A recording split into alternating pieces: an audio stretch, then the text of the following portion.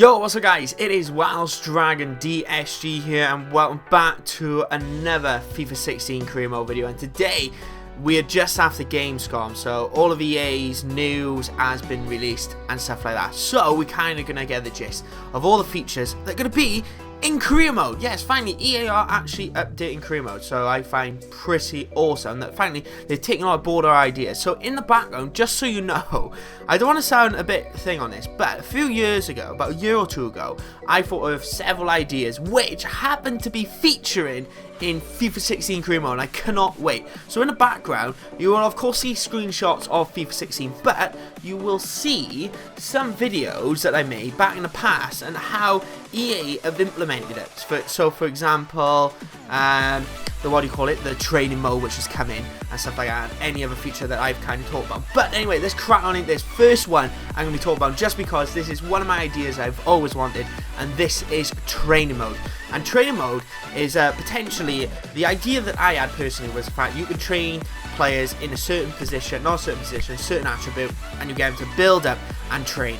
And that's what EA have brought in. So you can either simulate it, or you can actually play it yourself. How pretty awesome is that? So you set a training schedule. So for example, now the screenshot they got on is like beat the man. It's a kind of a one feature for one of the players, and they will train in certain attributes to try and get past that player. Or different attributes, for example, dribbling is on there as well, dribbling course and stuff. So by the looks of things, they got on a bronze, silver, gold scale, and I reckon they'll bring in platinum as well, for example, with all the skill games, because the extra idea I had was to bring in the skill games as an element. So rather than just simming them all, you can use the skill games to improve and whatnot. So that is a feature, and I can't believe they brought it. And it's nice to see that EA have listened. Yes, it's taken a while, but maybe this is kind of the start of something, and EA are like, you know what, we're going to start listening to our fans, and they bring towards some good ideas. Because it wasn't a difficult idea, because I asked for this like a couple of years ago, and it's finally in now, and we did the change for Career Mode, that came in, so that's pretty awesome. But anyways, move on to another feature, and anyway, another feature as well was another one that I wanted, was pre-season tournaments. So pre-season is always a bit boring, there's no other way to put it. You get a limited amount of subs and stuff like that, and I brought the idea forward saying that we should do pre-season tournaments. And now you get an invite to basically a tournament, the Asian Cup for example, or the Champions Trophy, or the Invitational in Korea, South Korea, or certain tournaments like that. You get invited and you can test all your players and stuff. And now we have these implemented, and plus you have unlimited subs. You actually have more subs now, because in past Career Modes you could only actually have a limited amount of substitutions, for example like a proper season. So I found that quite irritating, and now they've brought this in, which is brilliant. And it was another idea that I thought of, and I'm just loving the fact that like all these ideas I finally wanted are into it. I don't know if you guys are excited. You guys excited? Smash the like button if you are excited for Career Mode. I'm dead excited for FIFA 16 now. I cannot deny EA have pulled their socks out, especially after E3, Gamescom. They have completely done something worldies years. No way to do that. Anyways, have a quick look. They got story of the season, which is kind of basically a story of battling between two players.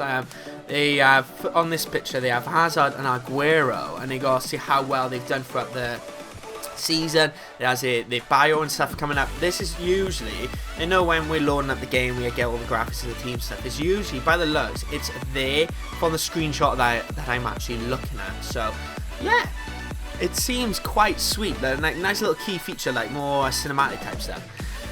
Of course, you're going to set more pre-season tournaments as well. And but anyway, there's a few more little changes to come. But they haven't actually announced everything. They've actually put in the comment bit saying much more to come. So I'm dead excited to see what else EA has to offer.